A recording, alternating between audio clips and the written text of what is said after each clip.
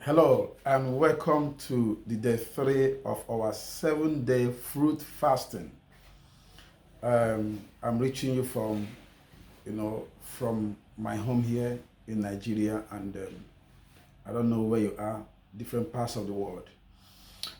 We began this fasting on Monday, and some people who joined me on this fast were skeptical, especially a particular lady who has ulcer. So she came to my office and told me that she wanted to be part of this, but that for years that she had not fasted because of ulcer, and now going throughout the whole day, living on water only and fruit in the evening for 7 days, that she didn't think she could do that. So I encouraged her that this might even bring healing.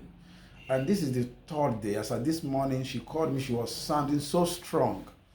And she told me that she had not even had a bite of that ulcer. So I believe that she has been healed. And I even saw one or two elderly people, over 70, joining us on this. But I told them to take it easy for health reasons. But we are getting results. Um, this year we say that it's our year of capacity building. And I attended Dominion City. That's my family, my local assembly church that I attend. And the pastor, the general overseer of the ministry, Reverend David Owueli, declared this year as a year of first dimension with supernatural advantage. So what it means is that most of the things we'll be achieving this year, we are going to go beyond the human capacity. So the things you couldn't achieve in the past that you had challenges at, achieving, or the things you want to, some new heights that you want to attain, it means that with supernatural advantage, you can get those things sorted out.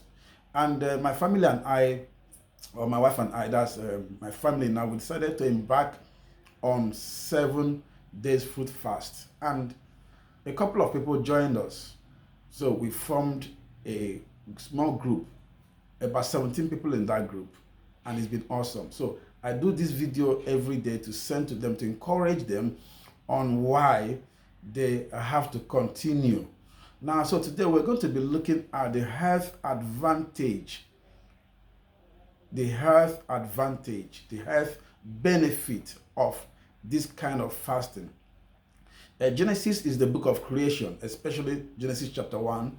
In verse 1, it says, in the beginning, God made heaven and earth. And you know that in verse 26, God said, let us make man in our own image, after our likeness, and let them have dominion. Wow, dominion. Very interesting thing. And let them have dominion. Okay, then in verse 29, in verse 29 and 30, God gave them dietary list. When God made man, he made man for dominion. So then man needed some kind of physical energy to carry out this mandate of having dominion. But to drive that energy, he needs some sort of food. And God gave man a dietary list. And let's see what that dietary list looks like.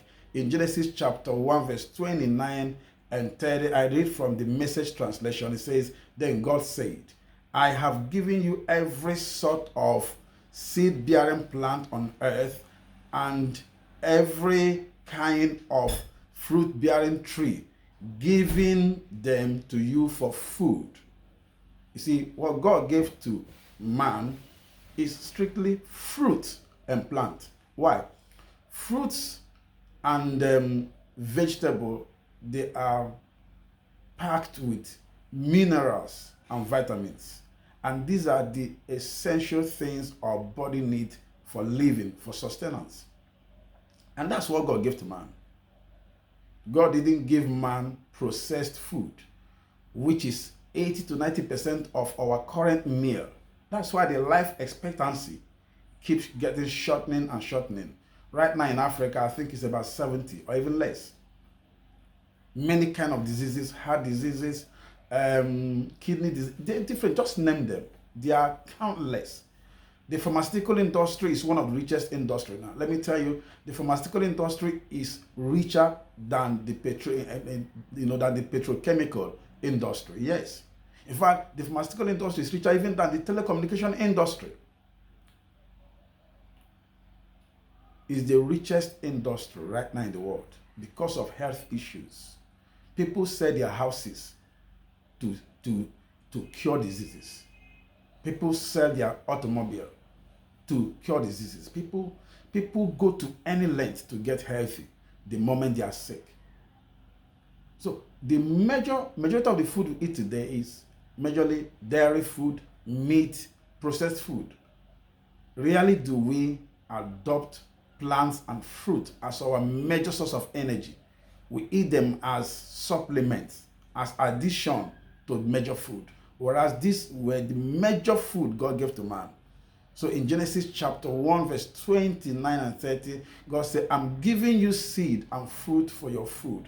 And look at what God says here. He said, to all animals and all birds, everything that moves and breathes, I give whatever grow out of the ground for food. And there it was. Even the animal, even lion, tiger, what God gave them for food was plants. When God made man originally, lion was not a carnivorous animal. Tiger, all these things, they were not carnivorous.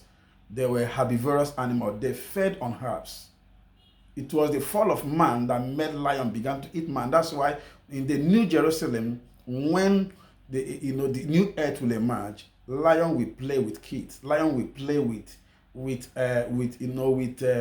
goat. Lion is not going to eat goat.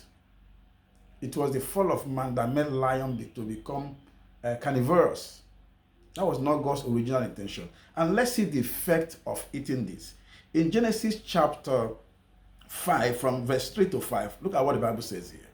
When Adam was 130 years old, he had a son who was just like him, his very spirit and image, and named him Seth. After the birth of Seth, Adam lived another 800 years, having more sons and daughters. Adam lived a total of 930 years. Did you see it? Adam lived on fruit and vegetable. At 800, he was still giving birth.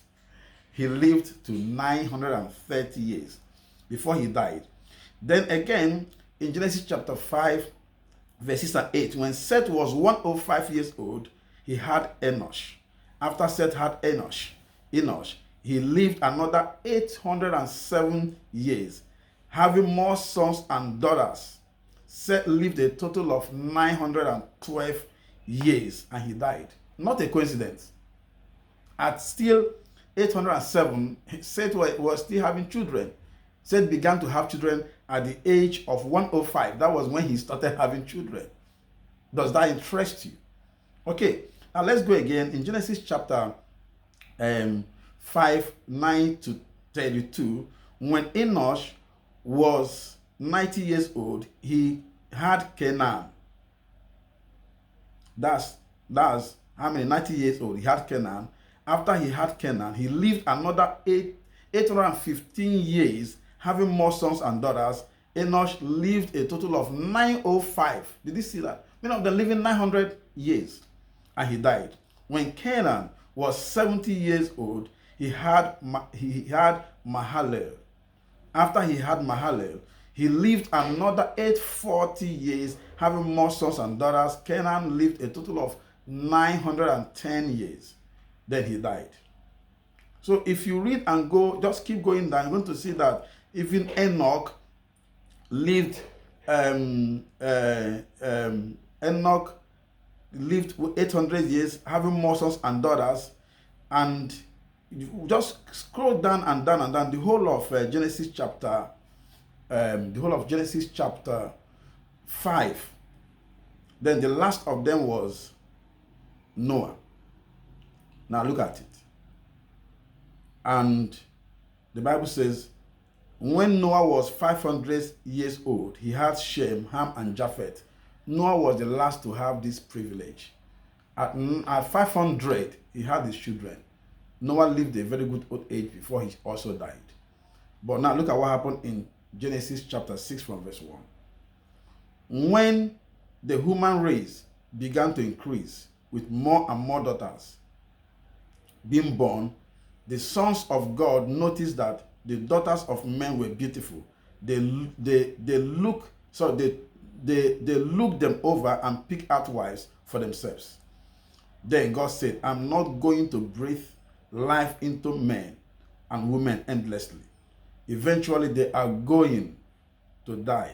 From now on, they can expect a lifespan of 120 years. They can expect a lifespan of 120 years.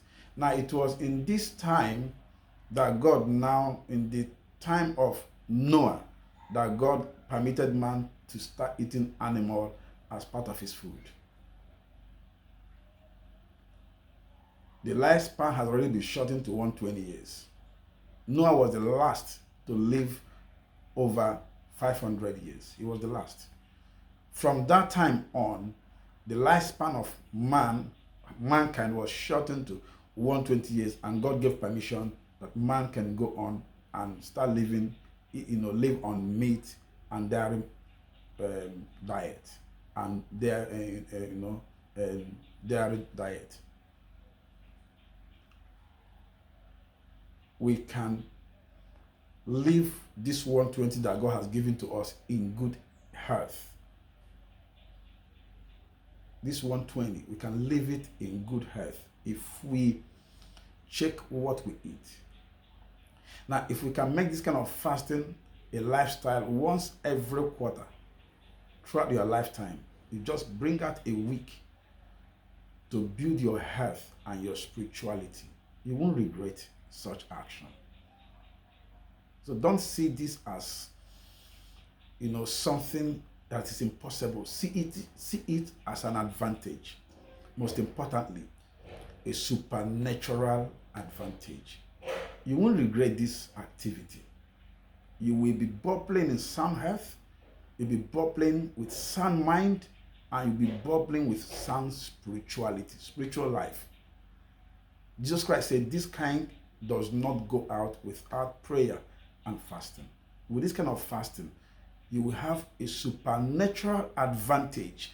You are stepping into the fourth dimension to take charge of those things that have been over your life, those things that have taken charge of your destiny for a very long time. Remember, you have a mandate to have dominion.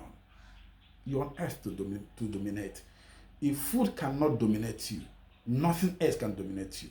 The reason why many of us are not dominating is because food is dominating us. If you can win the war over food, you will win any other war. Thank you. Until tomorrow, God bless you.